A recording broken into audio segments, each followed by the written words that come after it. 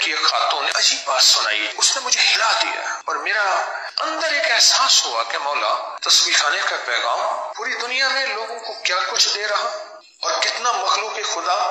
اس سے فیض برکتیں خیریں لے رہی۔ ایک خاتون کہنے لگی کہ میری ایک رشتہ دار کا نام لیا، وہ زبان پہ نا کہف لکھتی تھی انگلی سے، اپنی زبان کو باہر نکال کے کہف، یہ قرآن پاک کا لفظ ہے کہف، اور سورت کہف یہ قرآن کا لفظ، بس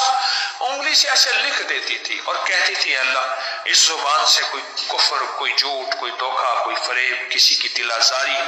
کسی کے ساتھ کوئی میں تکلیف دوں، اس زبان سے، اس زبان کے ذریعے سے میری ذات سے مولا تجھے تکلیف پہنچے، تیری حبیب کو پہنچے، تیری مخلوق کو پہنچے، بس اس طرح کی بات کا میں وضاحت کر رہا ہوں کہ وہ لکھتی رہے۔ اس کا رزلٹ کیا ملا؟ موت سے پہلے سورت یاسین پڑھی، کلمہ پڑھا، پھر اللہ کی بات پر حاضر۔